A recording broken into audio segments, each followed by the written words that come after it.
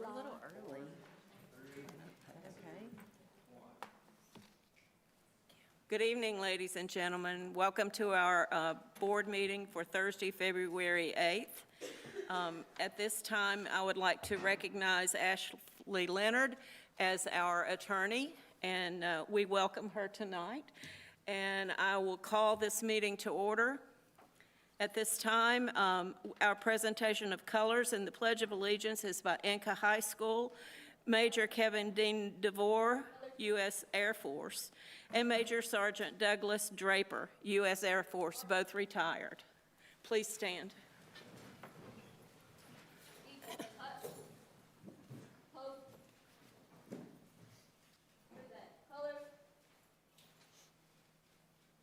I pledge allegiance to the flag of the United States of America and to the republic for which it stands, one nation, under God, indivisible, with liberty and justice for all. Order, colors. Post. Forward, march.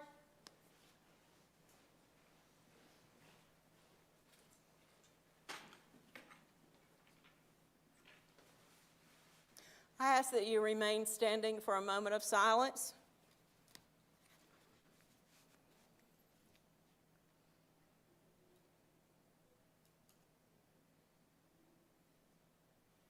Thank you. You may be seated.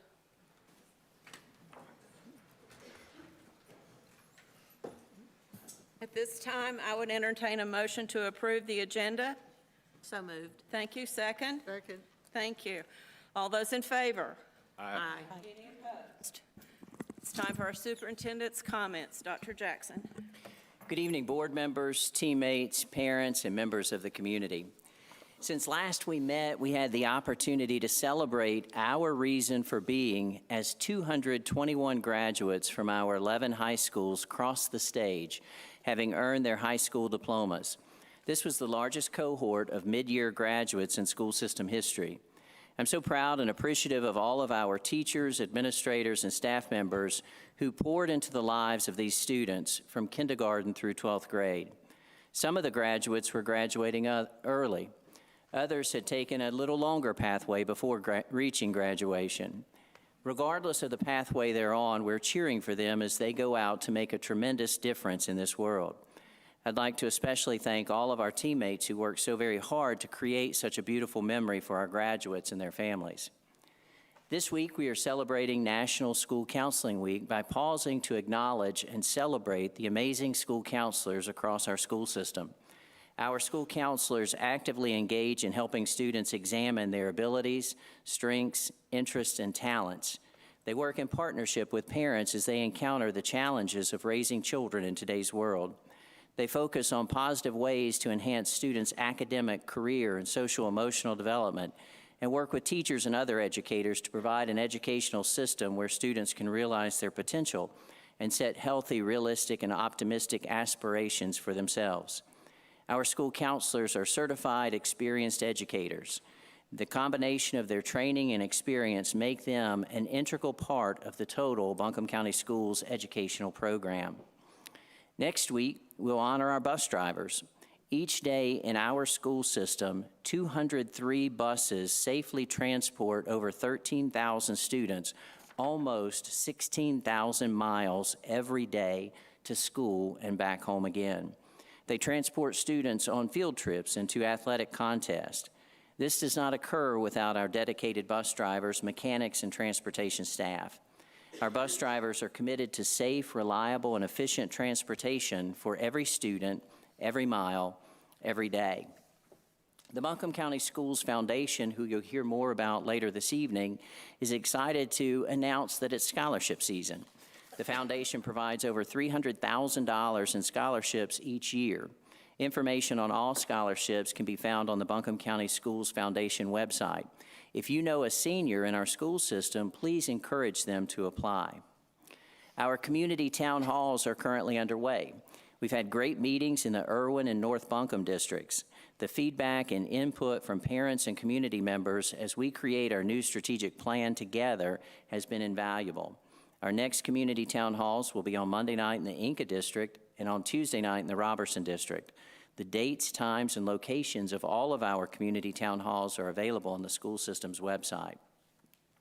I'm excited to share that later this month, we'll have the opportunity to enjoy the talents of our incredible student musicians as our elementary, intermediate, and middle school all-county courses will perform on February 27th at 6 p.m. in Brookstone Church in Weaverville. We ask all to please make plans to join us as students from across the county come together in song. As always, we recognize we stand on the shoulders of giants. We face the challenges before us. We know that students, families, and the community have never needed a strong, loving, and caring school system as much as they do now. We accept this challenge. We commit to each and every one of our students. We continue to elevate to greater heights. We give our all because our students are worthy of our very best efforts. Our teammates are the best of the best, and every moment we have in school together is precious. To our team and to our board members, thank you for all that you do for our students, families, teachers, and the staff of Buncombe County Schools. Madam Chair, this concludes my comments. Thank you, sir. Tonight, our good news session is presented to us by, what's her name? Dr. Reed. Dr. Reed. It's official. Thank you. Good evening, Madam Chair, Dr. Jackson, and members of the board. For our good news segment this evening, we'll start by recognizing a prestigious accomplishment by T.C. Robertson Orchestra bassist Lucas Asplund. Lucas performed with the 2023-2024 North Carolina Music Educators Association All-State Honors Orchestra this year in Winston-Salem. Lucas was the only orchestra student from Western North Carolina to be admitted to the All-State Orchestra this year. Students are selected based on their audition and seating results for the Western Region Orchestra Clinic from the previous fall. Lucas started at Kuntz Intermediate in the 6th grade, continued at Cane Creek Middle School, and has been at Robertson High School for his 4 years. Lucas plans to study linguistics and continue playing bass after graduation.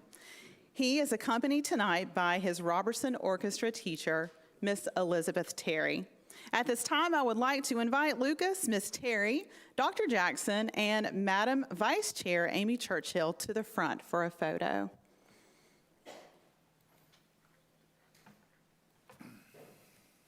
He didn't bring his instrument.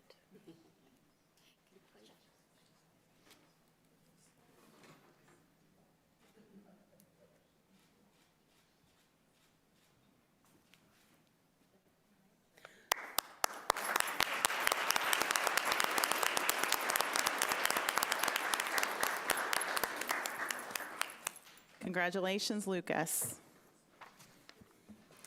Next, we would like to recognize this year's Assistant Principal of the Year, Casey King of Reynolds High School.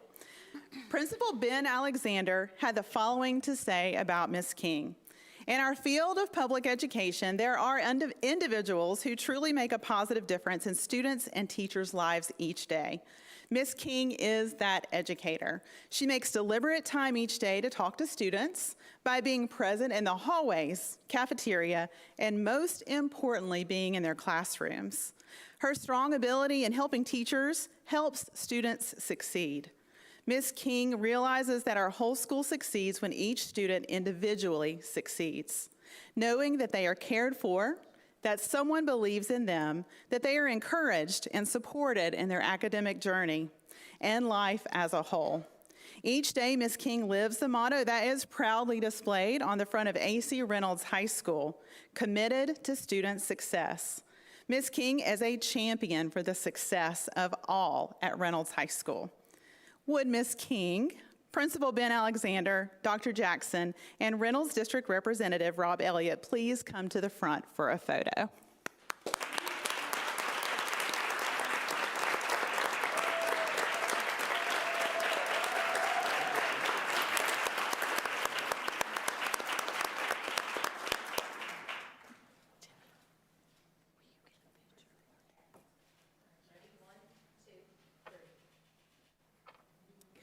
Yeah, let's get it, her Let's get- family, Yeah, and her and the dad. rest of the staff, the We want Mr. administrative Johnson staff. up there.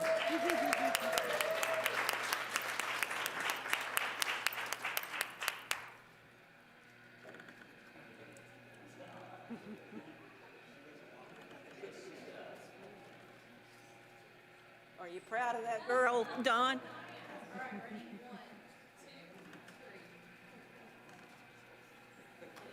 Are you proud No, of that they're girl? big Lions fans in the Johnson Good to see family. ya. Right, Casey? And handstand, Yes. handstand. Yes, absolutely.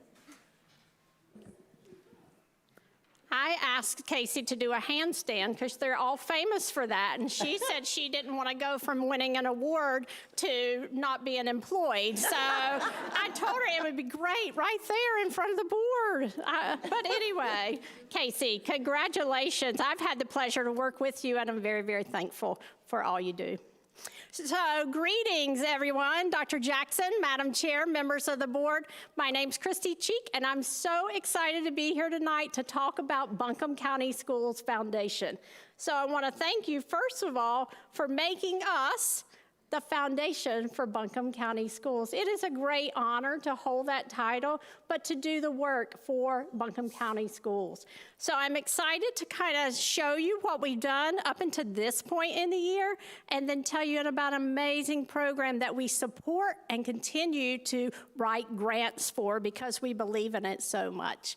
So let's get started. Our first activity, if you'll just look at this great picture, was at Johnston Elementary School, building an outdoor classroom for them. Mrs. Plemons is over there working hard to dig holes, and we sweated a lot that day, but anything for the system is what we say. So that was our first activity of the year, and we were really excited that we could assist Johnston Elementary School. Our next, we welcomed Buncombe County's new teachers to the school system, and how wonderful it is to have an awesome beginning teacher program, but to be able to support that program through supplies and materials or just support. It means a lot, I know, to our new teachers. They all receive bags with these smelly markers. They have a name in them, but honestly, they smell like different fruit in them, and they were a big hit. But we have a fan in there, and we always say we love people to be a fan of the foundation. So that is one of our biggest programs that we do. We also welcome all the new people to Buncombe County at Inca High School as well, and provided lunch for them.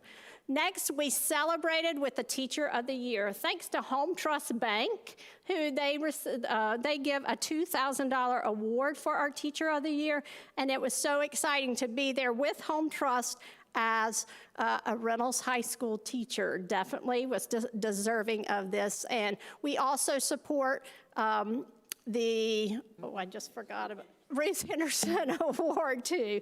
So congratulations to the Ruth Henderson Award winner and the Teacher of the Year.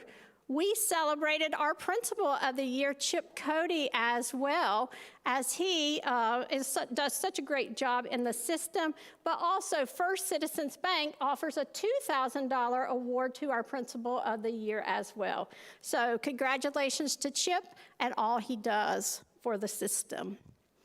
Next, it was a delight to represent Buncombe County Schools Foundation at the Chamber of Commerce Awards Program, and we received a $10,000 grant from the Chamber to put forward our program as a Grow Your Own campaign. And I'm going to talk about that in just a few minutes, but this was an excellent opportunity from the Chamber, and we certainly thank them for the award. Next, after that, is the Bookmobile. We provide over $3,500 to the Bookmobile to keep it running and to ensure that they have what they need to go out and foster the love of literacy out in the community. So this is one of our hallmark programs that we just know makes a difference, and we're so excited to support the Bookmobile.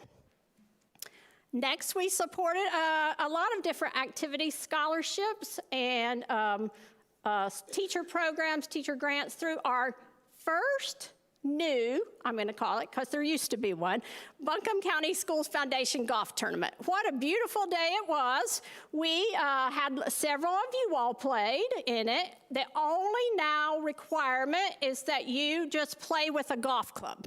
And so that is one of the new requirements that we are asking for. But we had our great endorsement and Roy Williams was there for us, and it was just an overall great day. We raised over $28,000 for Buncombe County Schools, and what a wonderful event. You'll notice those basketballs sitting over there, and they're going to come up in March Madness. So Coach Williams signed 7 basketballs for 7 districts, and we will do a raffle beginning March 1st.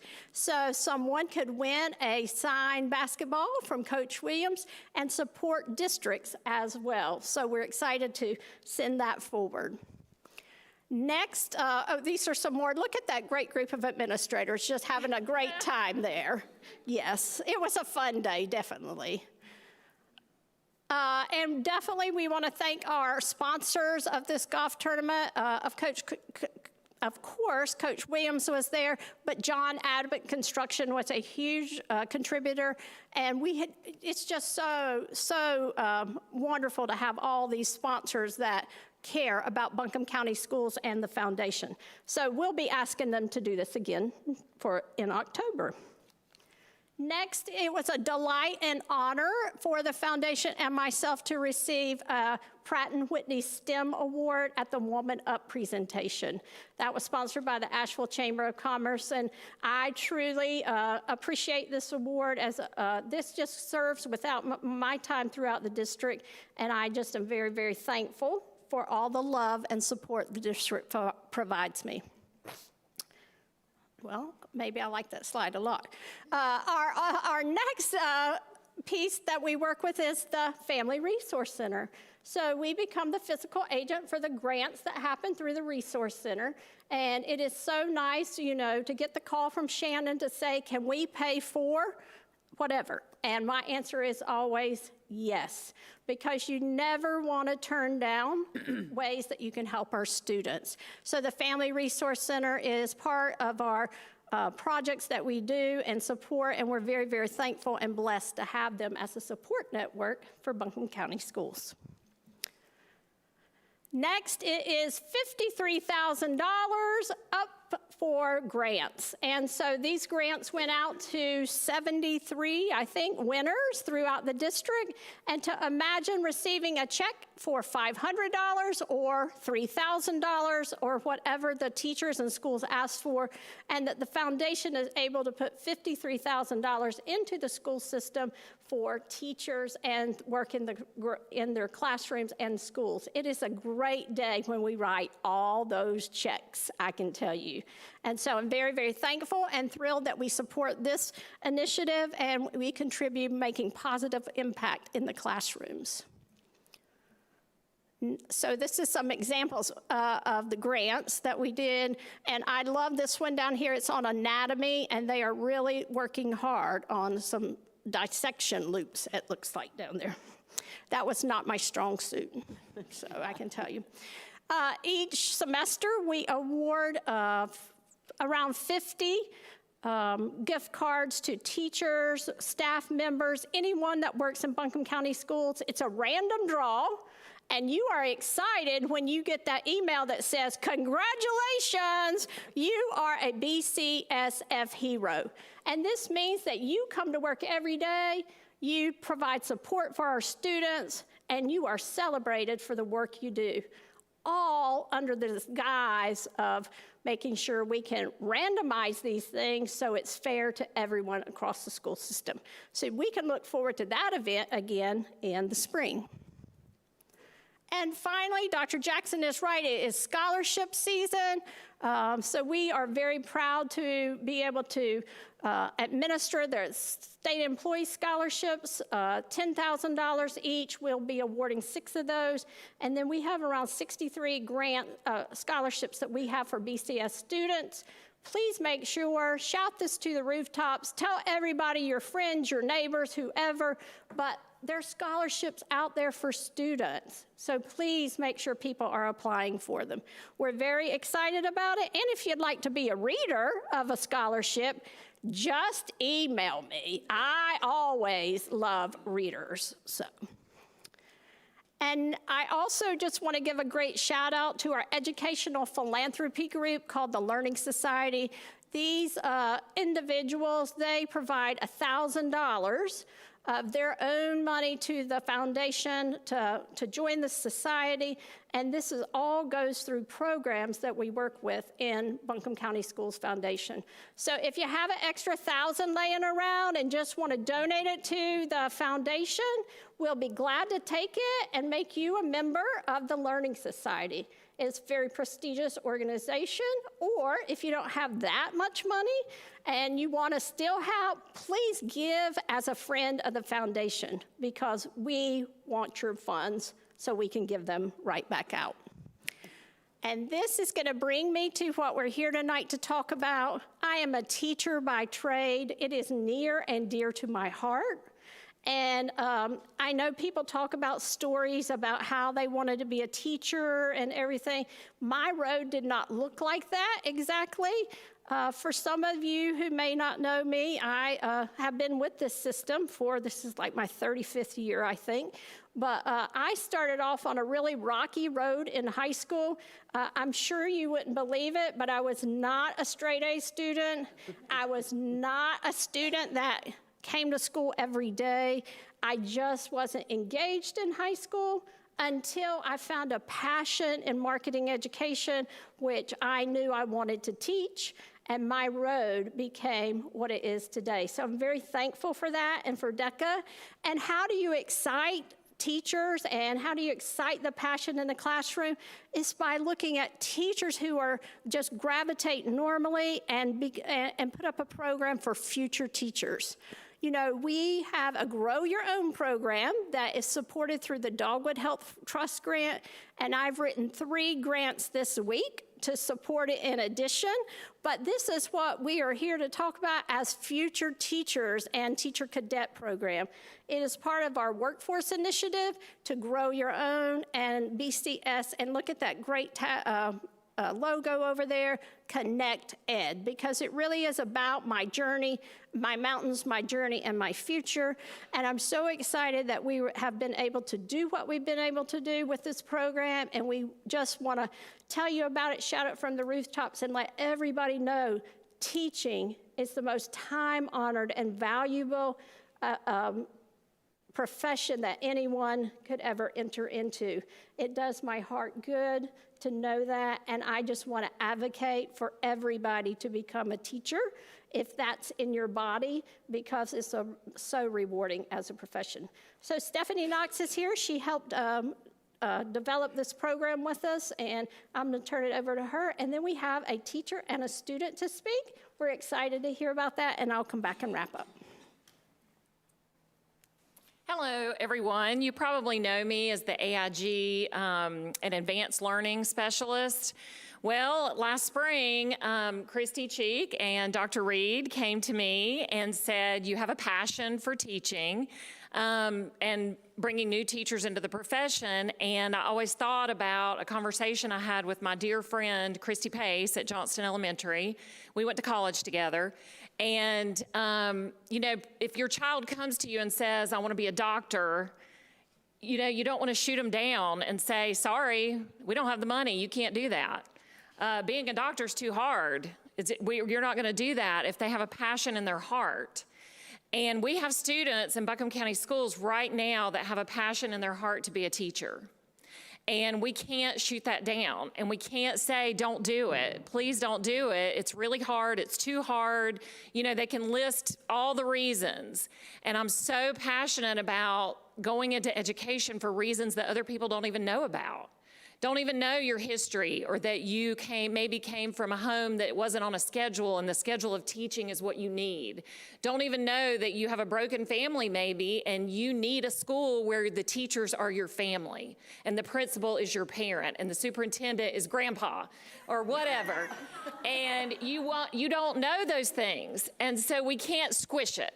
And Jennifer Reed, Dr. Reed, knew this about me, and she asked me if I would help kind of lead this, and I said, absolutely, I'll be glad to. So I first went to the principals meeting, and here's kind of the timeline. Spring is when they asked me about this, and then I went to the secondary principals meeting, and I said, will you guys please find somebody in your school that will do this? T.C. Robertson had a teacher cadet program, and Inca High School had a teacher cadet program that had from years ago. It wasn't in existence any longer. And so I said, please find me a teacher that I can pair with and team with, and we can do this together. And so they did, and they sent me the names, and we sent those folks to teacher cadet training in Raleigh. The Dogwood Foundation grant through our Buncombe County Schools Foundation paid for a full planning day here at Central Office in July, and they paid us to do research. We wanted to know how Grow Your Own programs were working across the country, across the state, across the country, anywhere that they were successful. And so we went to visit with the help of the grant. We went to visit Western Carolina University. I went with Dr. Reed. I went to UNCA. Carol O'Connell and I went to Shaw University to talk to them about how to get our students to Shaw and get them back to us. We went to NCCU and did the same thing. We had all these meetings about what can we do to send you our students, to get them to come to you, but then to get them to come back to us.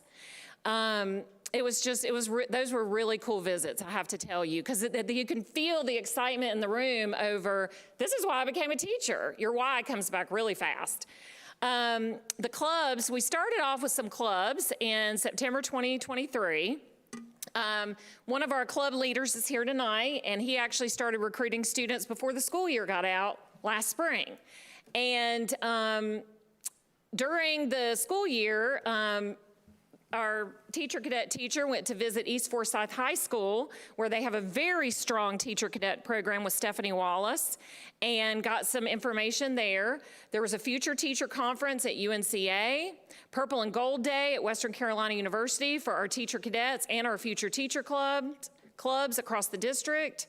We had Future Teacher Club at Irwin Middle School and Owen Middle School have experienced like a soft start, trying to get those middle school students to be interested and to get started. I know Irwin Middle just got their t-shirts that say Future Teacher Irwin.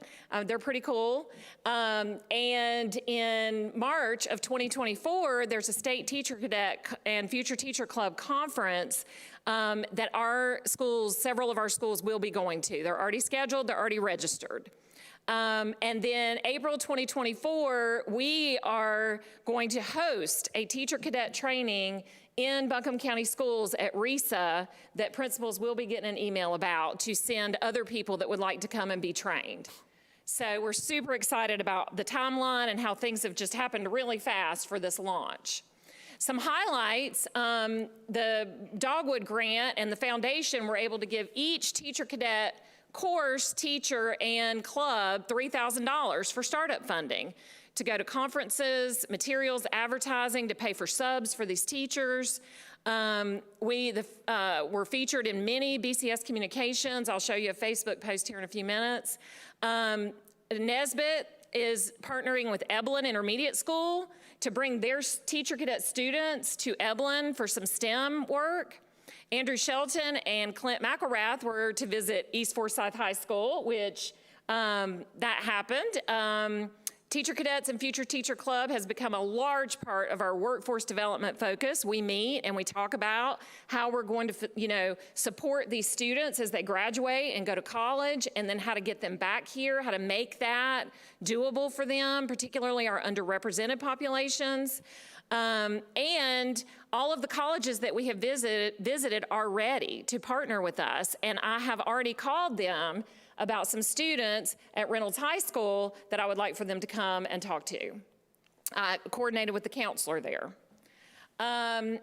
So just a few things. This was September. Like I just said, we just started this.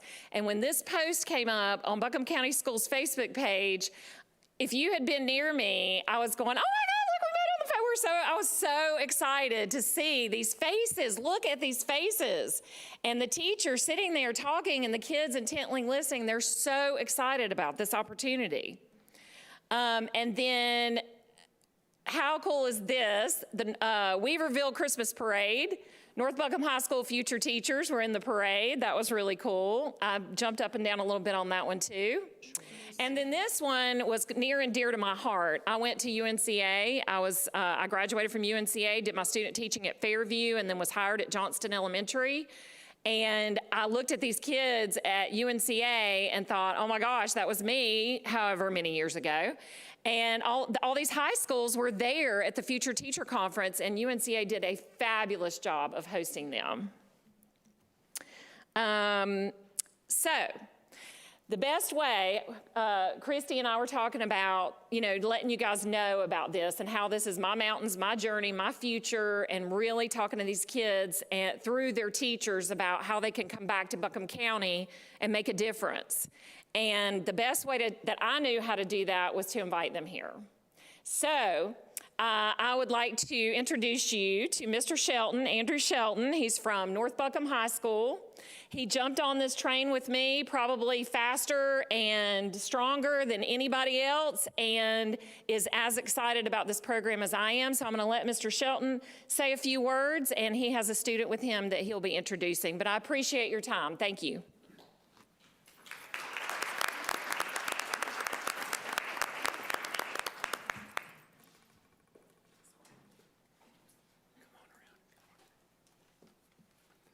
Okay, hey guys, never been on this side.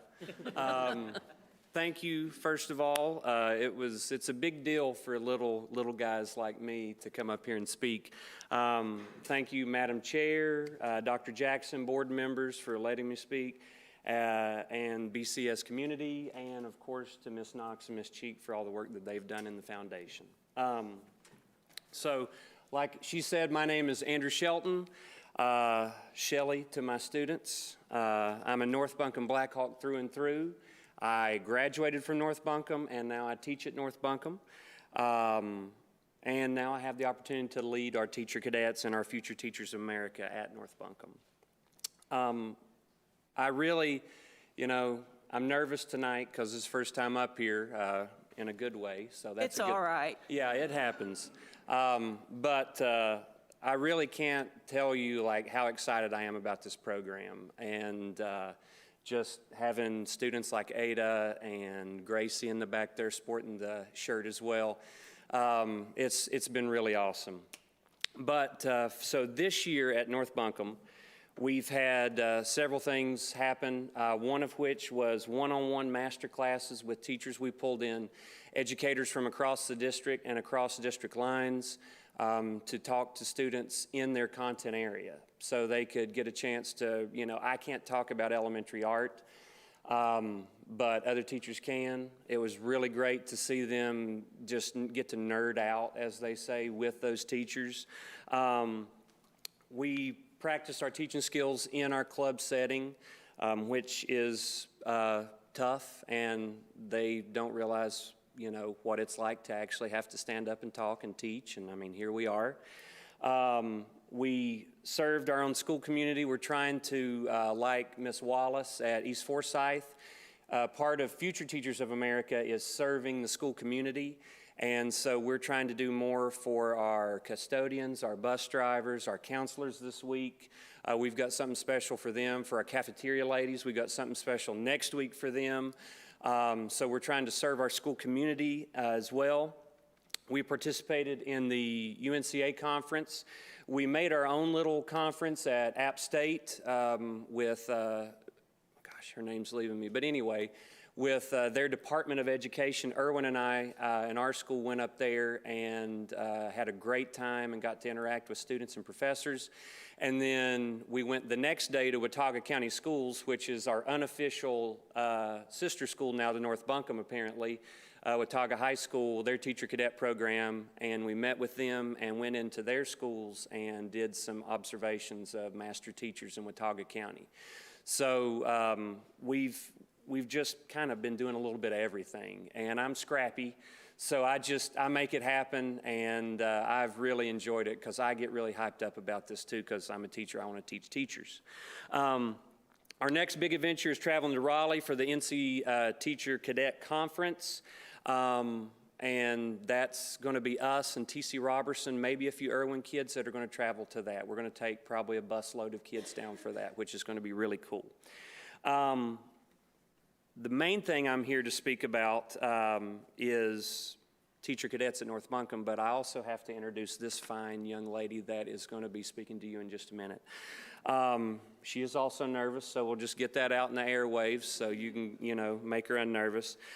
She is our first true teacher cadet at North Buncombe. So we're, like I said, we're scrappy.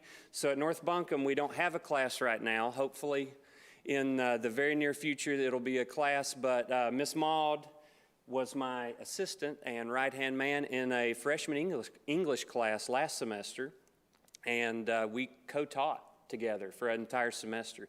And this semester, she is with one of a former student of mine and current cousin-in-law, that's how it works in this area, Caitlin Wild at North Windy Ridge, who is an outstanding educator, and I have to say that because she's family.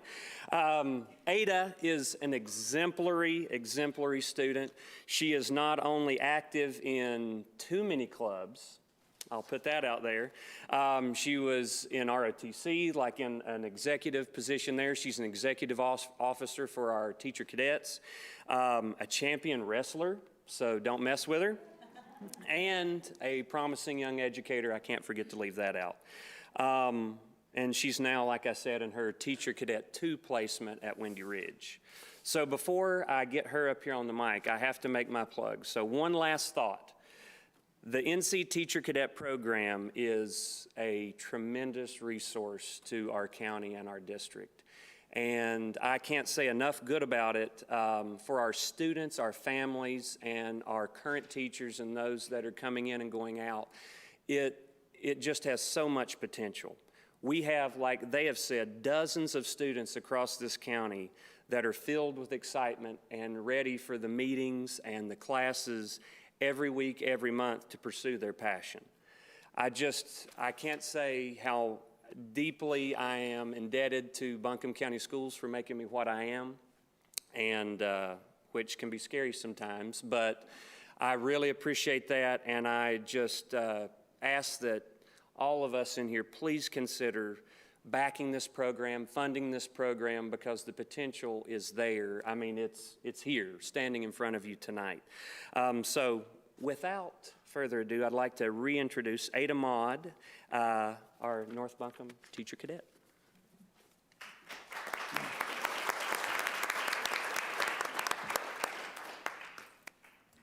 Well, sure, I have to adjust the mic here a little bit. Good evening. My name is Ada Maud. I am a senior at North Buncombe High School. Pull it down. You're good.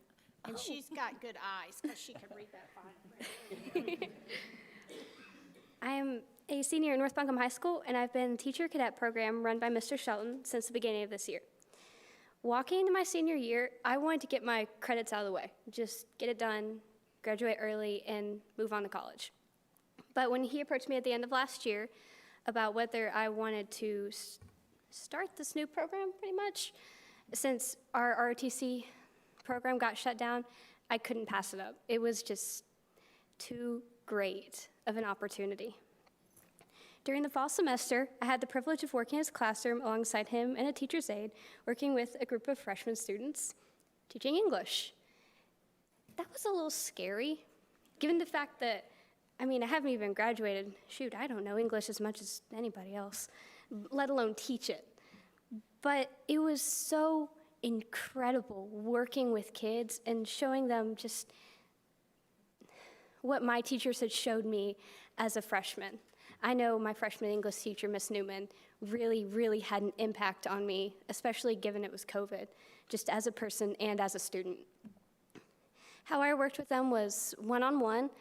We also did group projects. I would have them in a small group, and we'd work on annotating skills. That was one of my big things I was really passionate about. And we also did a whole class found poetry project to go over poetry as a whole unit. And their work was later displayed in the hallways.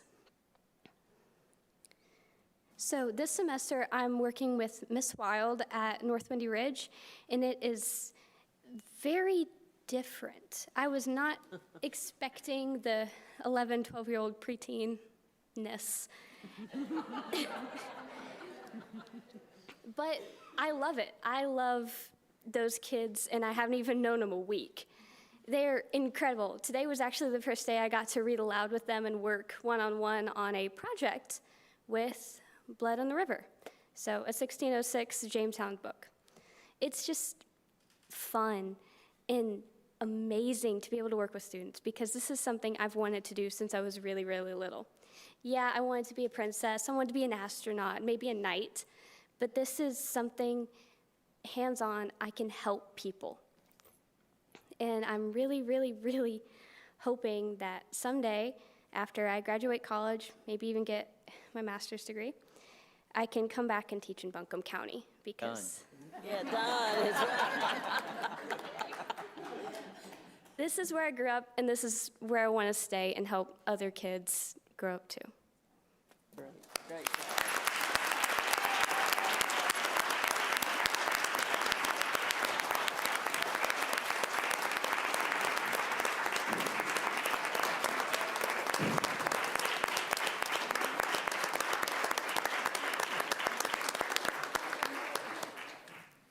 How thankful we are that education looks bright and bountiful in Buncombe County schools. And that job interview right there was exceptional.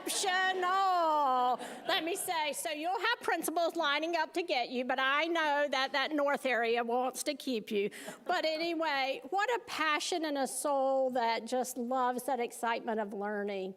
Ms. Sellers would probably agree with you on the age of students and what that looks like, and maybe that is a little different, but how exciting that you brought your passion. And Andrew, thank you so much. We will continue as a foundation certainly to work hard to support this program through grants. We're excited that the district is so supportive of this program, and also the foundation has upped the number of teacher scholarships we're giving this year. We will give 10 $1,000 scholarships out, but our goal is to be able to pay for full rides for children who want to go to into the teaching business, because it is a wonderful opportunity. And just think, lives can be touched in so many ways. And so now you all know how and why we're so passionate about it. Thank you to Ada's parents and other students for being here. And just know that we are here as a foundation to help support this system, but more so, I love this system of Buncombe County Schools. It means so very much to me. Thank you. Thank you.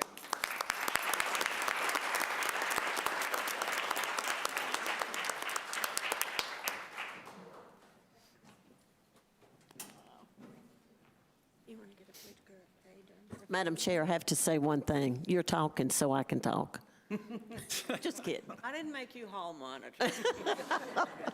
I was never the hall monitor. I was talking too much. I want to commend Christy Cheek for what she does for the foundation. I've been a part of the foundation since the early 2000s. I took a break and came back. It is amazing.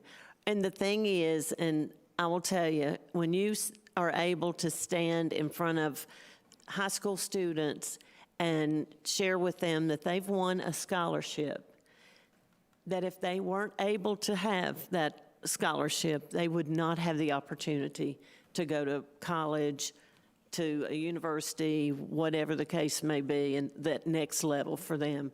So thank you for Christy. I thank her for her leadership and what she's able to do to support all the children in Buncombe County, not just the students, but the teachers too. So without her leadership, we would not be as far along as we are today. So thank you, Christy.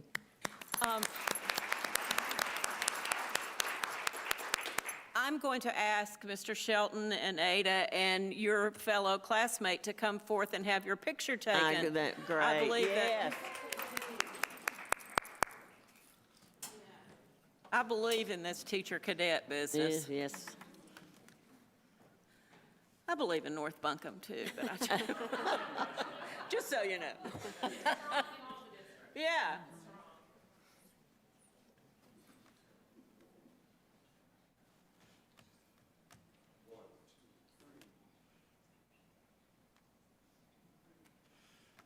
Great job.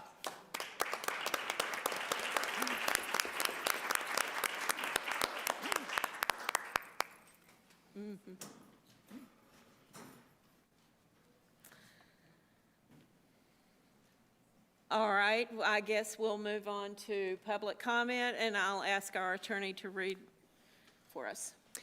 It's now time for public comment. As a reminder, speakers will be called in the order in which they signed up. All speakers will have precisely 3 minutes to speak and must adhere to guidelines set forth in BCS Policy 2310, Public Participation, including all reasonable rules established by the superintendent. Profane language, making threats, or revealing confidential student or staff information will not be allowed. Please address the board as a whole, and please note that the board will not be able to respond directly to public comment. Thank you. At this time, Mr. Reeves? Madam Chair, we have 10 public comments tonight. The first is Hallie Butts. And when you speak, please just state your name and what district you're coming from. Yes, sir. And thank you. My name is Hallie Butts. I live in the Buncombe County Owen District. Thank you for the opportunity to share and for your time listening. I come with a serious concerns. Ma'am, would you wait just a second? We'll Sure. get these people out, and then we can concentrate on what you're saying, and we'll Yes, start ma'am. your time over. Thank you. Wait just a second. You ready, Mr. Reeves? Got it. My name is Hallie. I live in the Owen District. Thank you for this opportunity to share and for your time listening. I come with serious concerns in regard to inappropriate books in our school libraries. I'm one of the many concerned citizens in Buncombe County. As you are reviewing the 13 books which are currently under appeal with the board, I ask that you keep in mind the difference between a public library and a school library. Public library is for everyone with very little safety parameters. School library, however, is different. It provides materials to minors and should provide a safe environment to our children. Materials in a school library should be age appropriate with content that parents can trust. As you are considering the books on appeal, I ask you to please consider, is this book age appropriate? Dark adult subject matter may be difficult for a minor to process. These books under your review may be best read as an adult or in college. Some of them, due to their vulgarity, may not be worthy to read at any age, but an adult can make that choice. I also ask you to please consider, is the book pervasively vulgar? Is it offensive? Is the book sexually explicit? Is it filled with extreme graphic violence? Does the book focus on suicide ideation? This is child abuse and causes trauma. Childhood trauma causes changes in the brain that affects mental well-being even as an adult and has a lasting negative impact. This is known as adverse childhood experiences. For those supporting the filth, maybe don't realize that they are being used to be useful idiots on behalf of the evil agendas out there that we face today. They think that they are winning I hope that they realize that they are on the losing side before it is too late. I am waiting with much anticipation for restorative justice. One day, every wrong will be made right. We all want high standards, Buncombe County schools. We all want high standards in Buncombe County schools so that our students can thrive. Let's ensure that our school libraries meet those high standards for our students and provide an environment that our parents can trust. Thank you so much. Thank you.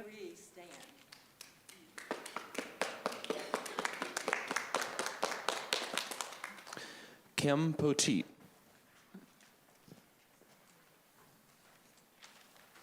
My name is Kim Poteet, Inca District. Thank you for this opportunity to share.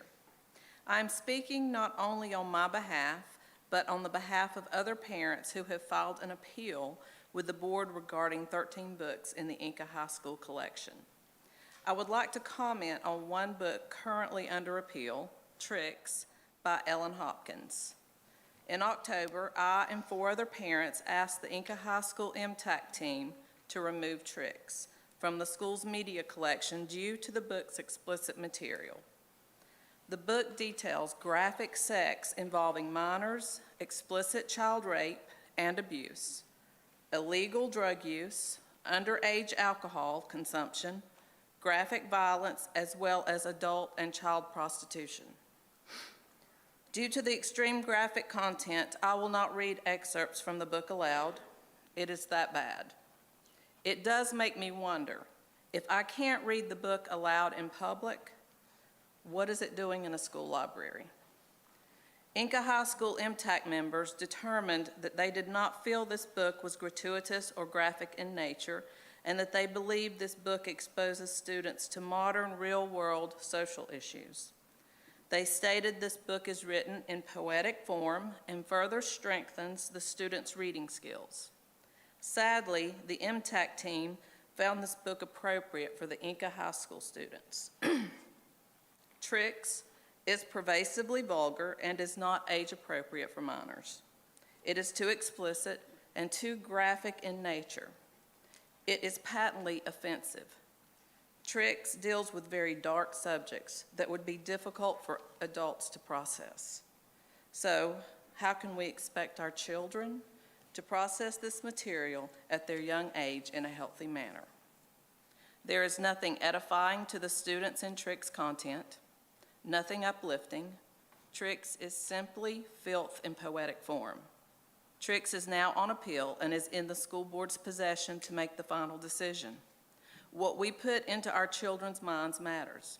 I hope and pray you will see that our children deserve better materials than Tricks in their school libraries. Tricks is not only on the library shelf in the Inca High School library, but also in the Community High School, Irwin High School, North Buncombe High School, Owen High School, Reynolds High School, and Robertson High School. In my opinion, along with many other parents' opinions, this book should be removed from all school library shelves. Our children and youth deserve so much better. I will leave you with this last bit of a song that continues to play over and over in my mind when I think of our children and youth in BCS libraries. Oh, be careful, little eyes, what you see. I'm sorry. Thank you.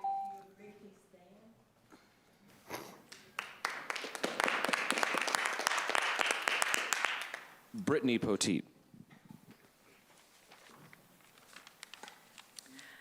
My name is Brittany Poteet. I live in the Inca Candler district. It is so good to have this time where we concerned citizens and parents can share what is on our hearts, the thankfulness and the struggles we have in our educational system here in Buncombe County.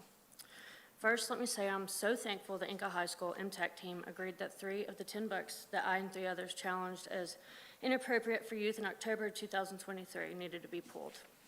Inca High School's MTAC team found that they needed to pull the book from their media collection after review of these books in their entirety versus the challenged portions. The titles of these books were Doing It, Let's Talk About Sex by Hannah Witten, Wicked, The Life and Times of the Wicked Witch of the West by Gregory Maguire, and 19 Minutes by Jodi Picoult. Thank you, Inca High MTAC team, for removing these. I would like to share briefly about these 3 books that the MTAC team saw as inappropriate enough to cause them to be pulled from Inca High's media collection. Doing It, Let's Talk About Sex by Hannah Witten instructs teenagers about gender, sexuality, pornography, and sexual activities. This book contains sexualities, alternate gender ideologies, alcohol use, profanity, and abortion commentary. Wicked, The Life of the Times of the Wicked Witch of the West by Gregory McGuire contains sexual activities, profanity, nudity, and alcohol use. 19 Minutes by Jodi Picoult about the events leading up to and aftermath of a school shooting. The book contains sexual activities, sexual nudity, profanity, derogatory terms, violence, controversial social and political commentary, controversial religious commentary, alternate sexualities, hate, abortion, and suicide commentaries. I do continue to have concerns. These books are still on the library shelves and other BCS libraries due to the policy that states, unless otherwise stated by the Board of Education, determines regarding challenged instructional material shall be limited to the individual school and not across the entire school system. We need to do what is best for all BCS students, not just one area of their county. These books still remain in the libraries at North Buncombe High School, Irwin Community High School, Owen High School, Reynolds High School, and Robertson High School. I believe that if a book is deemed inappropriate for one BCS library and its students, then it's inappropriate for all BCS libraries and students. I would ask that you would take a look at policy and see how changes could be made so that when a book is removed from the BCS library, then it is removed from all BCS libraries. That just makes a lot more sense. If you agree with the request, when one book is removed from one library due to an inappropriateness, it should be removed from all. Please stand. Thank you. Bill Robinson.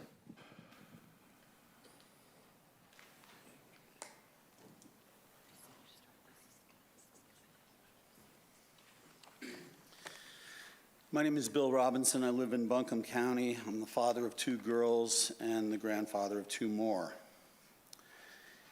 Jesus said, "If anyone causes one of these little ones, those who believe in me, to stumble, it would be better for them to have a millstone hung around their neck and to be drowned in the depths of the sea." That's a segue that really works for my next topic, and that is the suicides of young girls in Buncombe County and Asheville City Schools. This is Kylie Wilhelm. She's a 13-year-old 7th grader at Owen Middle School. On May 12th, she hung herself. This is Sabria Bozeman. She was a 16-year-old 10th grader at Reynolds High School. She killed herself last year. There were 7 suicides of young girls last year between January 1st and May 12th, 7 in less than 5 months. There's something seriously wrong here. As Amy Ray, a school board member on the Asheville City School Board, said in a rare moment of honesty, the local public schools and the school boards, extending to this school board as well, have utterly failed our black and brown children. I've rarely seen photos of young girls with so much potential who have now left this earth. It would be really nice if there were some faces of color on this school board. There are none. I want to say that Reynolds High School should have been shut down last year. There were 2 more suicides at Reynolds, in addition to Sabria Bozeman's.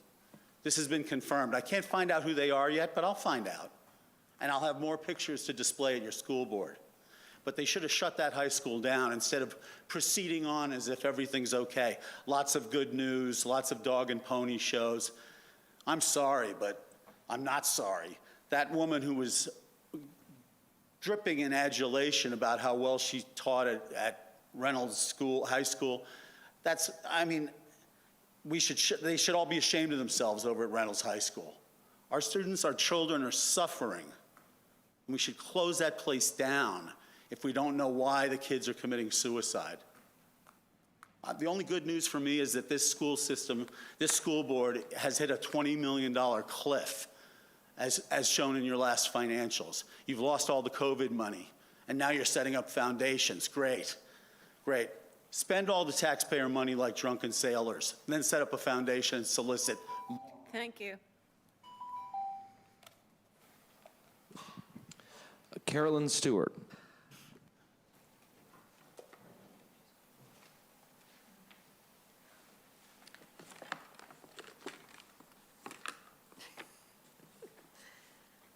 My name is Carolyn Stewart. I'm in the Owen School District.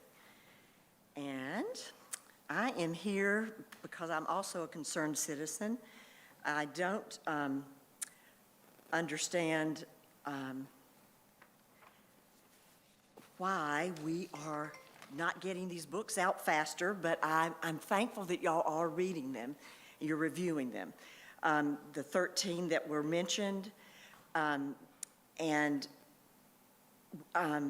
all of us that are standing in agreement, speaking about this, it's because if we're really here for education, then if we work together to change what isn't positive and good education, then we can be working together instead of having children lose hope and feel like they don't matter. So one of the books I want to recommend instead of some of the things is this, 7 Habits of Highly Effective Teens. Our grandsons are reading this, and it's all highlighted and everything, and it's a great book to build up positive leadership skills.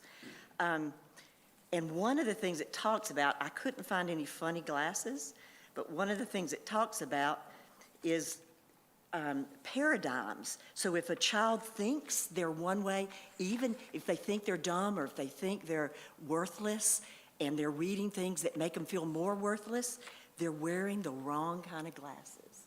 Or their glasses are blocked and they can't, they don't see themselves the way they really are.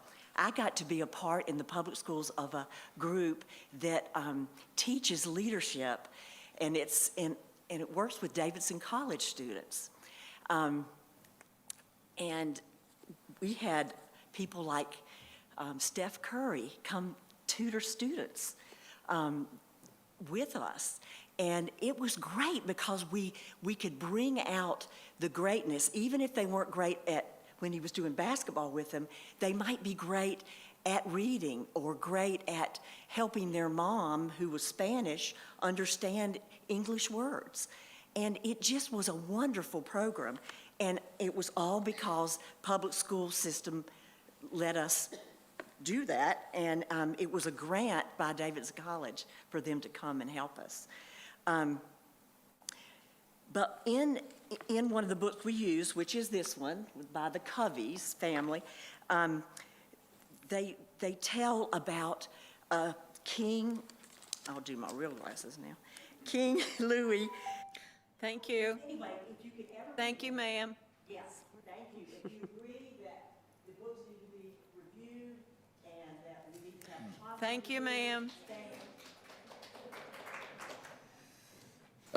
Talia Wilson.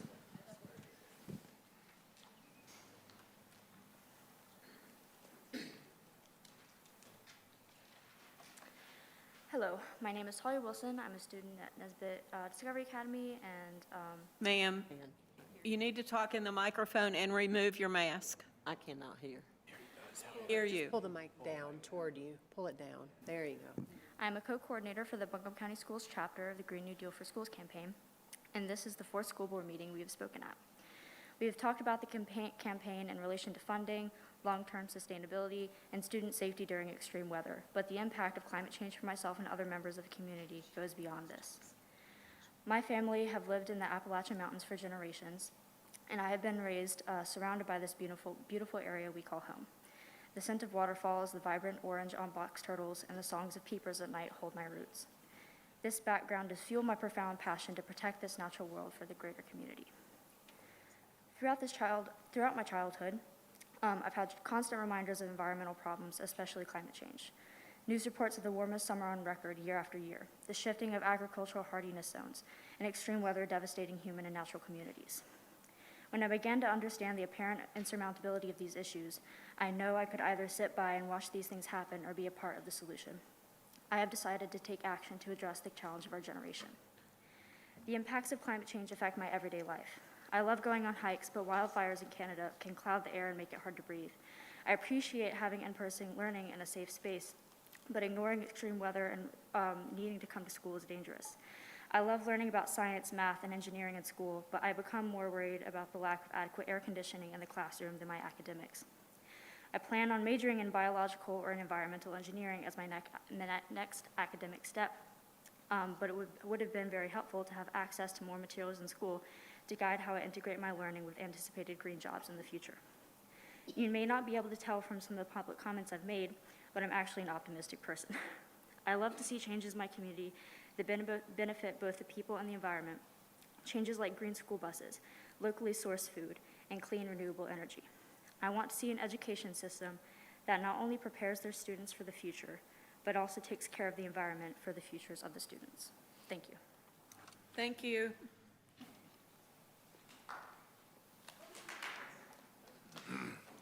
Liza Porras.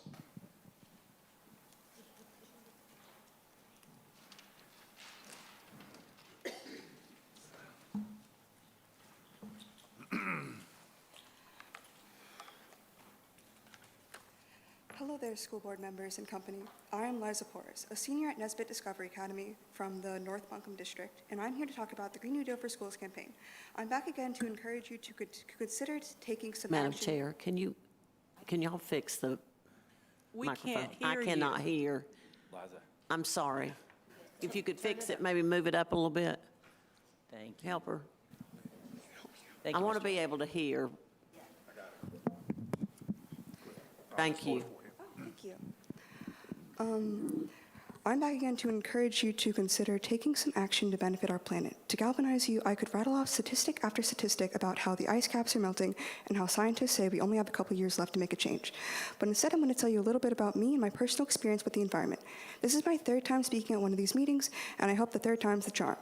My main goal in speaking at these meetings is to show you that people care strongly about environmental issues. When I say care, I don't mean in the sense that I recycle and have a reusable water bottle, though I do both those things. I mean it in the sense that I've taken every environmental course in our school.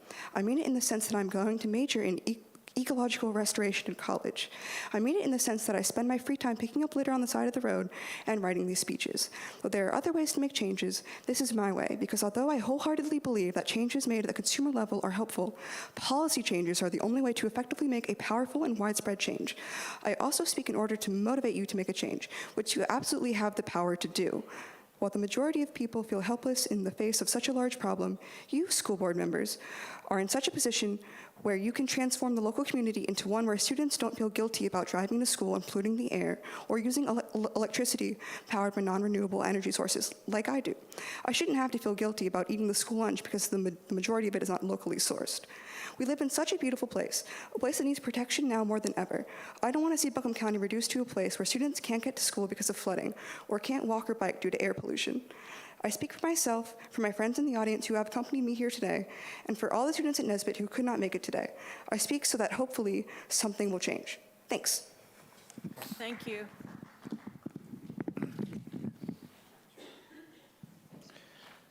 Linda Koba.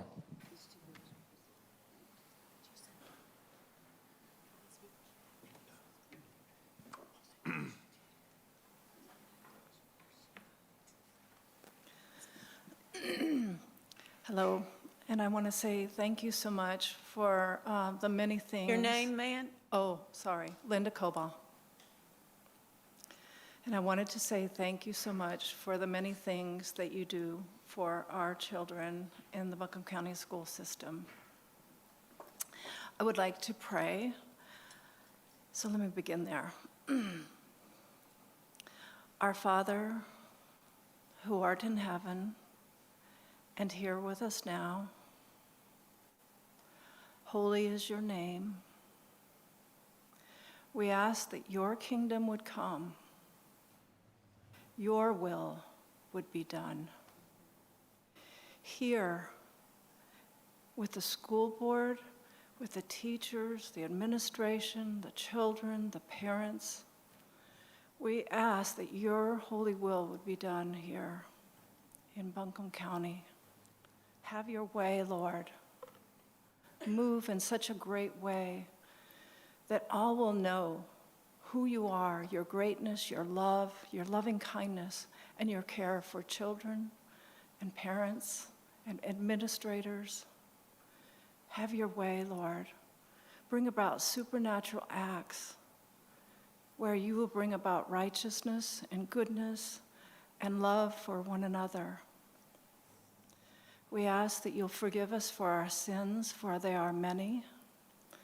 We ask that you will help us to forgive those who sinned against us, those with perhaps an evil agenda. Lord, help us to forgive those who have sinned against children and who have caused confusion and dishonesty and deception. We pray that you will give us truth, Lord, that you will enable us to know what is deception and what is confusion. Help us to work through the confusion, Lord. Oh, Lord, we love you. And we ask that you will deliver us from temptations, the temptations that are all around. We ask for deliverance for temptations for myself and every person that is invested in this Buncombe County school system. We ask, Lord, for supernatural ability to resist the temptations, both personal and corporate, and for the school system, Lord. We thank you so much, Lord, and deliver us from the evil one. You reign over the evil one, Lord. He's just a created being. Lord, have glory, have your way. In Jesus' holy name, we pray. Thank you.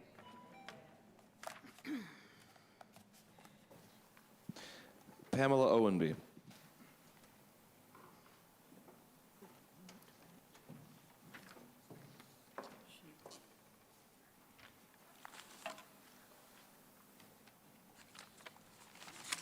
I'm Pamela Owenby. I live in the Reynolds District.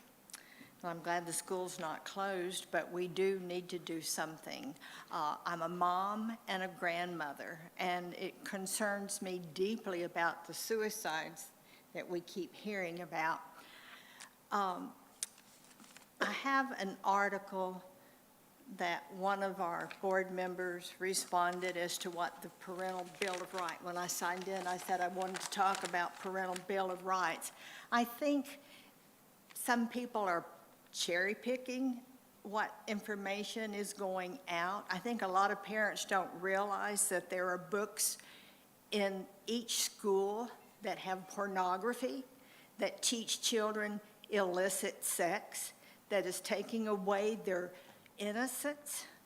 And this is an example. This showed up in a recent paper in a district that I actually live in, and by one of the school board members. And the quote that he had, in essence, instead of taking the opportunity to say that parents have a right to have books removed, that they have protection for their children, that they are the voice for their children, instead of doing that, this person commented that most of the items regarding the school board response to the Parental Bill of Rights, that they were already doing that, and this is a quote. It says, most of these were already practiced in our schools, such as a right to receive a report card. That's kind of like a duh. When have we not been able to receive report cards as parents? Why did this person not take an opportunity to say parents have a right to be told if their child is wanting to change their name, if they are starting to have gender dysphoria? Something more meat. He goes on and says to inspect the right to receive curriculum. I agree with that, that's great. But then it says that they have the right to join a PTA or a PTO. That's another duh. What we need to know is that parents have the right for litigation now. If a teacher or someone that's under the school system representing you, school board, you have the accountability and the responsibility, and your attorney will explain that to you if you don't understand it, that they have the right to litigate. This is something new. You have never been held accountable. This is new, giving parents a right to protect their children. I would have liked it if there had been something in that article by the school board member that would have mentioned chapter 115C and said age appropriate. Thank you, ma'am.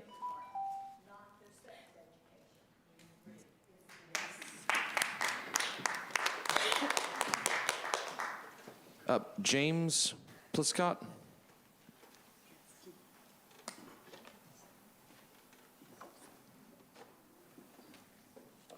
Hi, my name is James Pliscott. I'm from the Inca District. I have an encouragement for the board today. Full disclosure, my encouragement is from a biblical worldview, where I believe that the Bible is the inspired word of God, and in it there are truths, wisdom, and applications to where if we follow them, life will go well with us.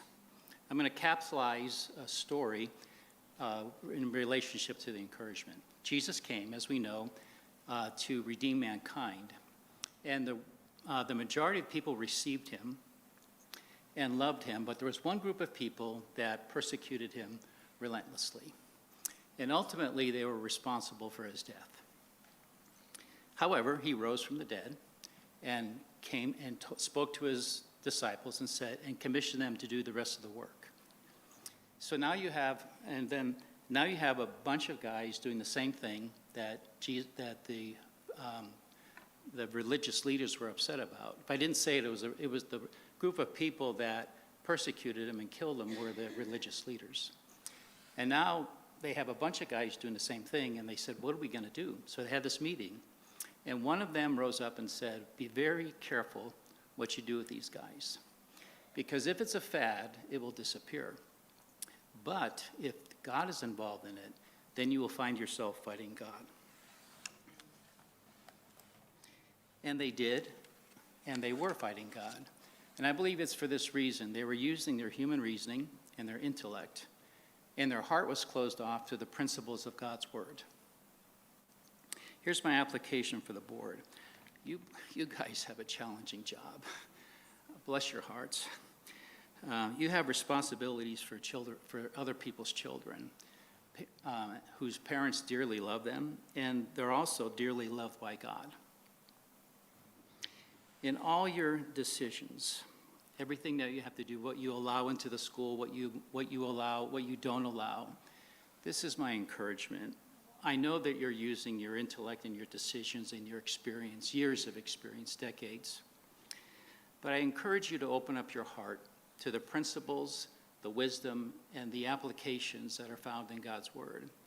Because if we only use our intellect, what ends up happening is we could very quickly find ourselves on the wrong side of a subject and opposing God. It happened to the religious leaders. And so it could easily happen to us. There's been times in my life when I have chosen to do things only using my own reasoning. I have found myself fighting God. So I encourage you to use both head and heart in making all the decisions that you have to do. God bless you guys. Thank you. Madam Chair, that concludes public comment.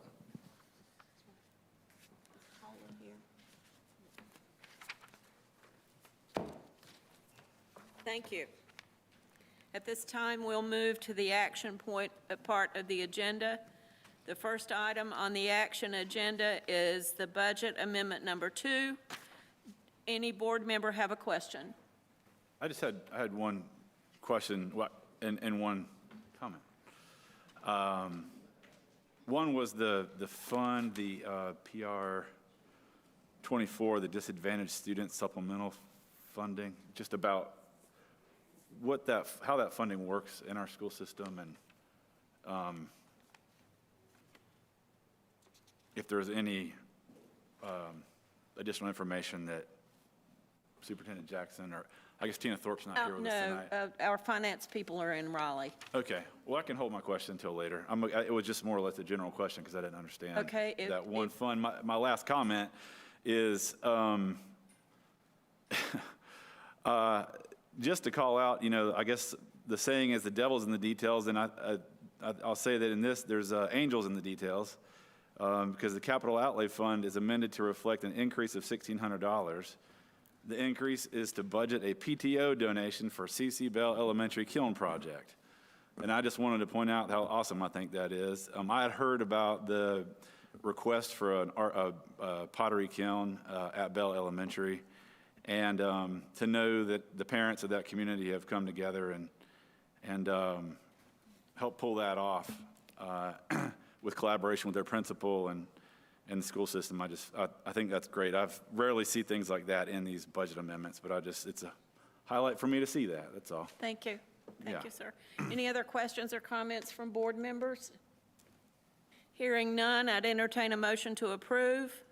So moved. Thank you. Second? All those in favor? Aye. Any opposed? Next item, resolution to approve the design build concept for North Buncombe High School HVAC renovations. Any questions from board members about this? Hearing none, I'd entertain a motion to approve. So moved. Second? Second. All those in favor? Aye. Any opposed? Thank you. The next item on the agenda is the nomination from our board to one of our members to serve on the legislative committee.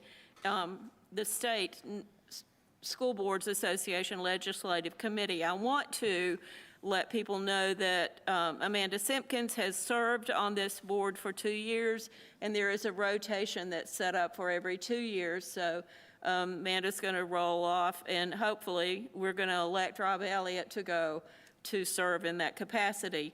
I would entertain a motion to approve this recommendation. I'll happily approve that recommendation, Madam Chair, and look forward to hopefully seeing Mr. Elliott at Raleigh. In Rock and Raleigh, you're going to There you both go. go down there. Okay. And I absolutely second that motion. Thank you. All those in favor? Aye. Any opposed? You folks better behave. Resolution supporting local control of school calendars. Are there comments from board members? I'd just like to have the resolution read, if that's okay. You can, but speak in the microphone. And I'm asking Dr. Jackson to read that for us, Okay. please. Thank you. Thank you, Madam Chair. This is a resolution by the Buncombe County Board of Education supporting local control of school calendars. Whereas North Carolina law provides the Buncombe County Board of Education powers of supervision and control of public schools located within Buncombe County. Whereas local control over establishing school calendars is an integral component of school system supervision and the administrative powers with which the Buncombe County Board of Education has been vested. Whereas in 2004, the North Carolina General Assembly set a statewide mandatory start and end date for all school districts, known as, in parentheses, the school calendar law. Whereas the North Carolina General Assembly amended the school calendar law in 2012 to further restrict the starting date for schools. Whereas the mandated school start date is no earlier than the Monday closest to August 26th, and the end date is no later than the Friday closest to June 11th. Whereas the school calendar law resulted in schools starting no earlier than August 29th for the 2022-2023 school year, no earlier than August 28th for the 2023-2024 school year, and no earlier than August 26th for the upcoming 2024-2025 school year. Whereas a late August start date means that schools within Buncombe County are unable to complete the first semester until mid to late January. Whereas the school calendar law requires high school students to take first semester exams after the winter break, which negatively impacts students and faculty and further is an inefficient use of instructional time. Whereas the school calendar law does not align with community college and university calendars, making it nearly impossible for high school students who graduate at the end of the first semester to enroll in college courses in January because college courses start before or at the same time as high school students complete final exams. Whereas exams for advanced placement classes are given on the same day nationwide, and the current calendar law shortens the amount of time that Buncombe County students have to learn the material and prepare for the exam. Whereas it is well documented through multiple studies, the children will experience a phenomenon known as learning loss during breaks, which has a disproportionate impact on low-income children. Whereas with little flexibility built into the calendar, scheduling makeup days is extremely challenging, increasing the likelihood of using unpopular days like spring break and Saturdays as makeup days.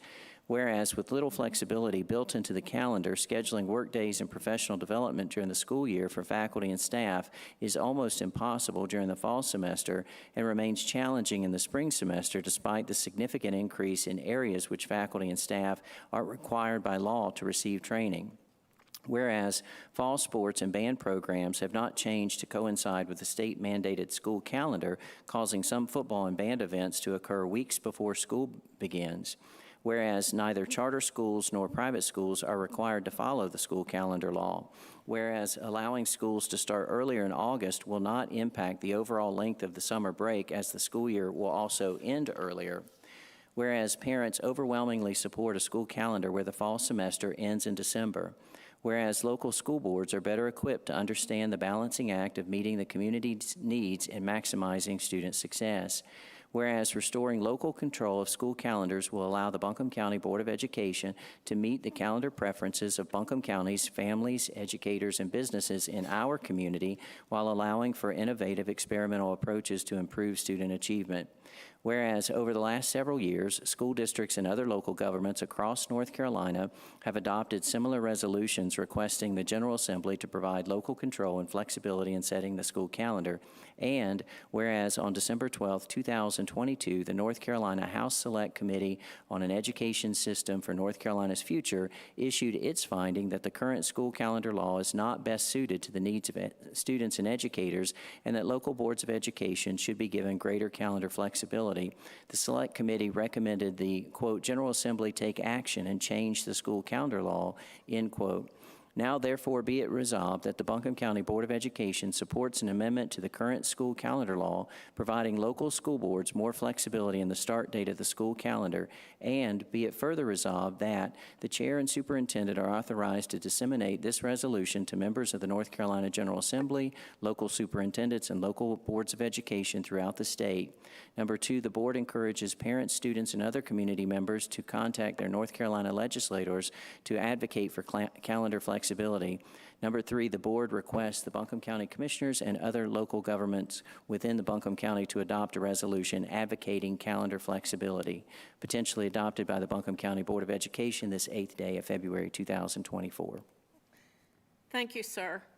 I need a motion to approve. So moved. Thank you. I got a motion and a second. All those in favor? Aye. Any opposed?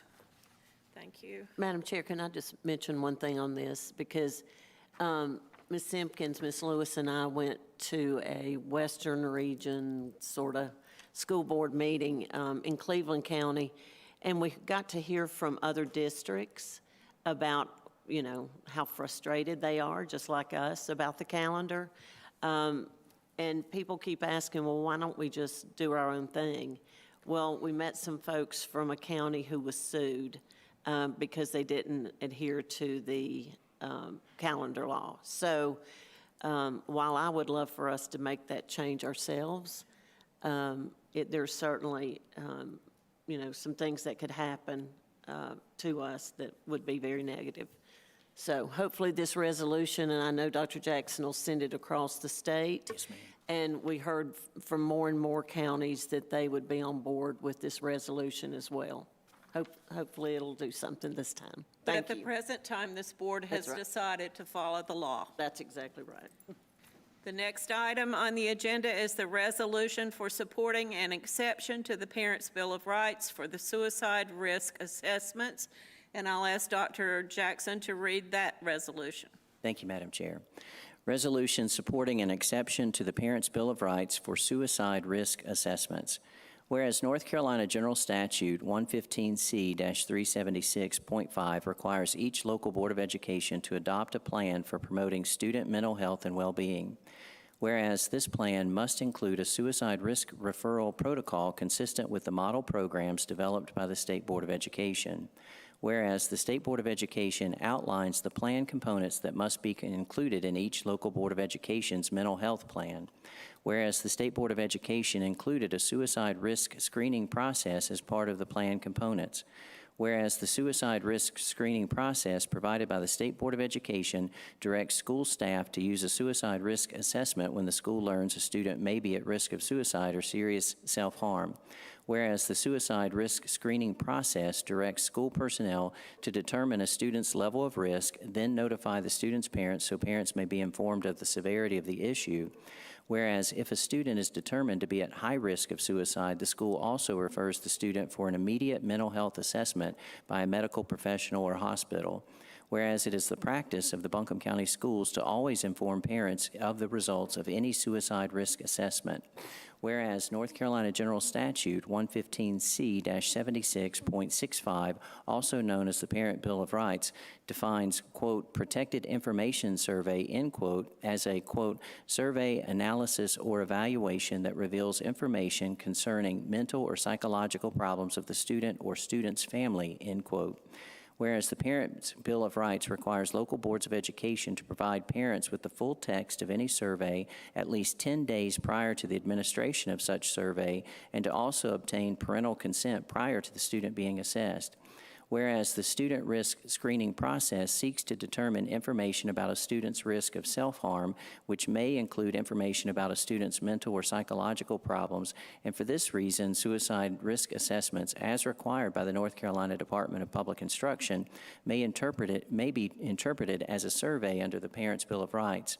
Whereas when a school is aware a student may be at risk of suicide, the school must take immediate action to prevent harm and to protect the student.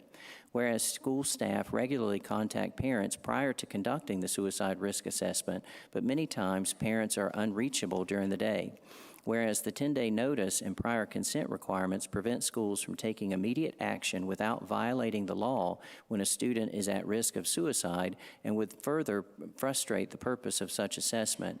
Whereas the General Assembly has already created an exception to the parental consent requirement for necessary first aid and emergency medical treatment, and whereas suicide risk assessments are a vital and simple tool that assists schools and parents in helping students who may be at risk of harming themselves.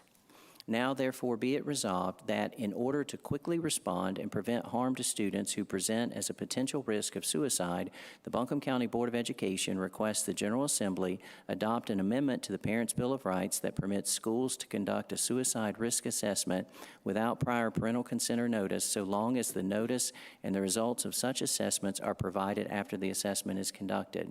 Be it further resolved that the Chair and Superintendent are authorized to disseminate this resolution to members of the North Carolina General Assembly. Number two, the Board encourages parents, students, and other community members to contact their North Carolina legislators to advocate for a clarification of law allowing suicide risk assessments without a 10-day notice and consent period, potentially adopted by the Buncombe County Board of Education this 8th day of February 2024. Thank you, sir. Could I get a motion to approve this resolution? So moved. Thank you. Second? Second. Thank you. All those in favor? Aye. All right, the next item on the agenda. I'm sorry. The next item for the agenda is the District Media and Technology Advisory Committee, MTAC recommendation. We have received this recommendation, and is there discussion from board members?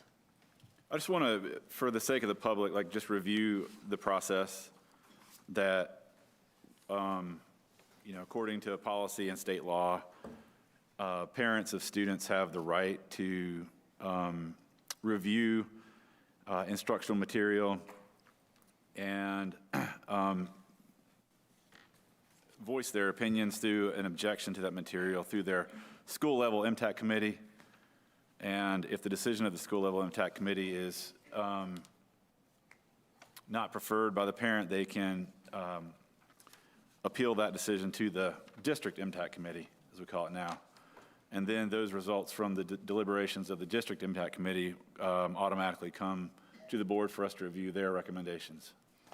So again, with even just relating back to the past couple resolutions, we are following the letter of the law and following a very robust policy around media center and instructional review. So I just want to say I appreciate the work of all the folks in the community that volunteer to serve on the MTAC committee and the insights that they provided. Thank you. Thank you. Would you like to make a motion to approve? So moved. Second? Second. Thank you. All those in favor? Aye. Any opposed? The consent agenda is next. On the Ms. consent. Franklin, Sorry? I'm sorry. Can we go back to something that I've thought a lot about too, about these books? If we are, is it now that I would discuss about not just taking it out of the one particular library, but across the county, if the MTAC committee, I believe that would be in order. it would be in order. Okay, well, I want to make sure I stay in order. It is my thought that if we are removing a book from one particular high school, it should be, or any school, okay, then across the county, that book should not be in a library. Let's clarify, Ms. Plemons, just because. Oh, I'm sorry, I didn't know who's. For some, like a school that would be pulled from an elementary school might be appropriate in a middle school. So we are That's a talking. good, thank you, Amanda, I appreciate that. But if it's an elementary book that's been pulled out of an elementary school, then I think it should go across the county, that we remove it from the library. In the elementary school. At the elementary school level. Same thing with middle, intermediate. Most of these books that we are getting requests to review seem to be in the high school level. And my opinion is, and would like to make a motion, if I can make that motion, unless we need to discuss it first, that there is one book that we are removing from a particular high school, and I would like to make a motion that we remove that particular book from all the high school libraries. Okay, can I restate what you said? I don't know if I can restate it. Yes, ma'am. So I am understanding that your motion is that if there is a book that's contested and has gone through the process. Yes, ma'am. And we decide to remove the book, then that book would be removed from all of our high schools. That's Is that right. correct? At whatever level that we're pulling that book from. That, Okay. yes. Can I All just- right, whoa. I have to Sorry. have a second. Oh, I'll second that. Thank you. Now we can have discussion. Yeah. So I was going to suggest another way to frame it. That's it. go ahead. So will be some parliamentary procedure after this. But to apply the district MTAC committee recommendation to the entire district, because it applies both to a book that may be approved to pull from a library, but it also applies to books that are recommended to remain. It's not yes, just one or you're the right. other. So I guess I'm, providing a You can editorialize. Go ahead. I make a motion to amend your motion. I think this is the right thing. To state that that upon board approval, district MTAC decisions on these books be applied to all schools across the district. Yes, that's exactly that's what I said. Not really, Okay. not really. But Okay. yes, so you're, Yeah. okay. So I guess I Okay, need a second. that was a motion. Now we need a second. Right. I will second that one Okay, also. we have a second. Now I feel like there's some discussion. All right. So I think we need to be really clear here. Are we just talking about, Dr. Reed, maybe you need to chime in. Are we just talking about district-level MTAC decisions with this discussion? Or are we talking about an individual school because I think we just need to be really clear, just so there's no misunderstanding in the community especially, because I think maybe what's happened is some books have gotten pulled at one school that, did they even make it to the district level? So I think the answer to the question is inherent in the policy itself, because the initial decision always starts at the school level. So the school level decision, if it's appealed, at that point, it goes to the district and the board. But prior to any appeal of the school level decision, it stays at the school. And so I guess I'd like maybe clarification on the motion. Are we saying if any MTAC committee at any high school level school, for instance, decides to pull a book, is what we're saying right now that we want that book pulled across the county? No, that was not my motion. Okay. So if I can So we're clarify, just my talking motion about- is the recommendations from the district MTAC committee, as approved by the board, would apply to all schools in the district. So it would be specific, as I understand your motion, it would be specific to the MTAC, the district MTAC committee's recommendation. Yes. Yes, that's my motion. Are you all right with that?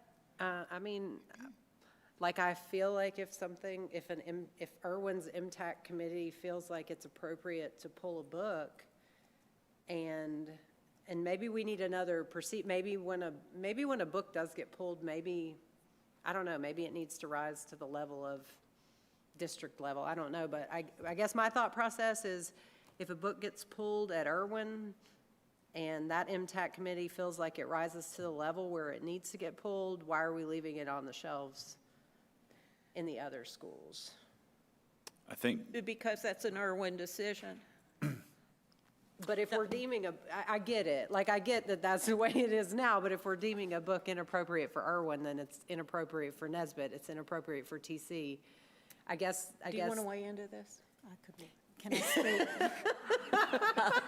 He wants to leave. Let our suit. Yes. I just think that there may be some books that wouldn't ever, the only time it's coming to the district level MTAC is if it's on an appeal. Correct. So I guess the point that I'm trying to make is there may be books that get pulled at schools that would never go to the district level MTAC because they didn't have to get appealed. Which might be okay. To get pulled. Go ahead. If I'm calling on the superintendent. Okay. Thank you. If I might, so the board has before it a decision with regards to the recommendations that have been made by the district MTAC committee. What's being suggested and discussed, if the board would like to move forward with that for all books in the future that might be challenged, that would require a policy change. The board has a policy revision process that includes a first reading and 30 days for the public to make comment on. And so if that's something the board is interested in, I would suggest that certainly for tonight, board policy allows the board to make any changes and have that go across the school system at the board's will. And it sounds like that was the motion, an amendment to the motion that I heard.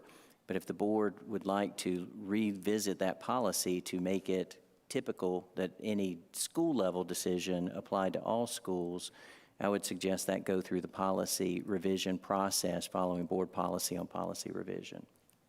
So I would not like to make an amendment to any motions, but I would like for this to be further explored with policy. And I would absolutely be on board with, at least for the books that we're talking about today, to go ahead and move forward in that direction. Okay. All right. Do what? You still need to vote on that. Yeah. Okay, exactly.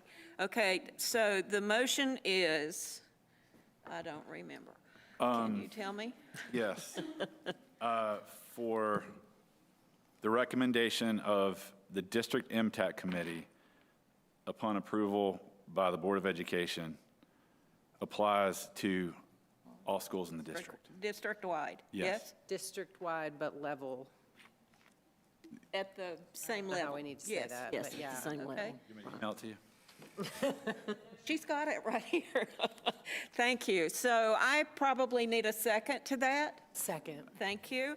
And so at that point, I think we've discussed, do we want to discuss further? I just have a question. I think maybe I got lost somewhere in here. Have we actually voted on accepting the MTEC's That's what we're doing. recommendation? we're Or are we amending. voting on We're the amending. amendment?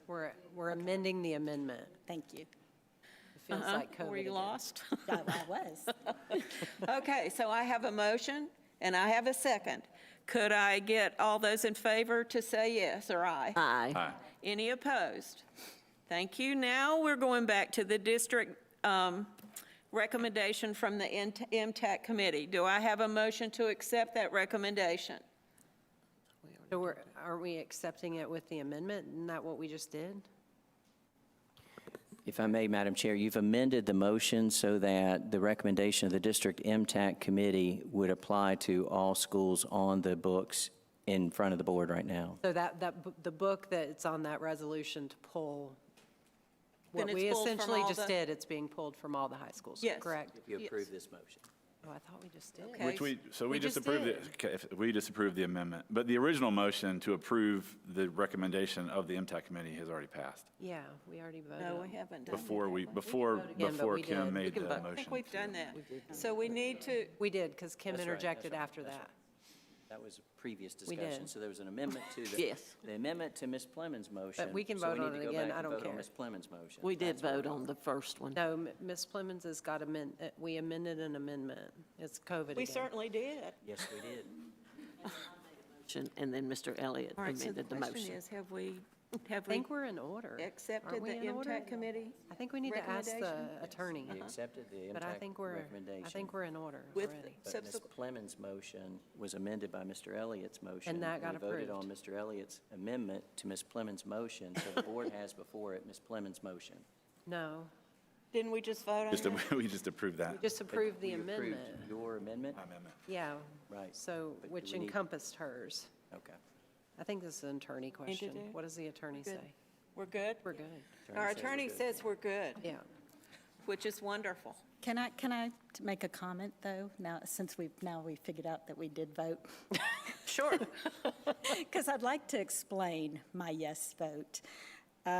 Because I really struggle with this, because I think it's a slippery slope to start banning books, especially when it's being used for culture wars and talking points, political moves, and being surfed from the internet to determine what books to be against without actually reading said books to determine what the concern is. I really have a hard time when we start talking about taking away basically freedoms. And I just have never been a fan of banning books. I do believe very strongly that parents should be very aware of what their children are reading. And you can do that in your home. You can ask your child. You can have a communication with your child, and you can do that early on. I will also say that I know that we reference the Bible a lot in our public comment, and I, as a good Christian, also have read my Bible cover to cover multiple times, and based off of some of the complaints and concerns that have risen with regards to these books, I would say that you could very easily put the Bible in there, and that would be very sad. So I just, again, slippery slope. Just make sure that when you are doing these things, that you're doing them for really what are the right reasons. Thank you. Thank you, Ms. Churchill. All right, we're moving on to the consent agenda. That's on the first item is minutes, January 1, 2024, special called work session. Minutes, January 11, 2024, regular open session. Personnel report, advisory council members, request to add and remove members. T.C. Robertson High School request to use athletic capital outlay funds. The policy for ratification tonight is Policy 6220, Operation of Student Nutrition Services. Could I get a Motion to approve this part of the agenda? Thank you. Second? Second. Thank you. All those in favor? Aye. Any no? Okay. On the information agenda tonight, we have the finance reports, and we have the following policies for first reading. Policy 1310, 402, parental involvement. Policy 3210, parental inspection of and objection to instructional materials. Policy 4240, 7312, child abuse and related threats to child safety. Policy 4342, student searches. Policy 4720, survey of students. Policy 5210, distribution and display of non-school material. Policy 6401, ethics and purchasing function. Policy 6430, state purchasing requirements for equipment, materials, and supplies. Policy 7100, recruitment and selection of personnel. Policy 7130, licensure. Policy 7310, 4040, staff-student relations. Policy 7510, leave. Policy 9125, participation in women and minority-owned businesses. The next announcements for future meetings, this is very important. On February 15th, 2024, there will be a special called public hearing on the Board of Education electoral redistricting at 5 o'clock in the Maple Room here in this building, and you will enter at entrance B. And the public hearing will begin at 6 in the Minotaurium. Our next regular Board of Education meeting will be March the 7th. Our work session will begin at 4 in the executive conference room, and the open session will begin at 5:30 here in the Minotaurium. Do I get a motion to approve these items? So moved. Thank you. Second? Second. All those in favor? Aye. Any opposed? Thank you. We are adjourned.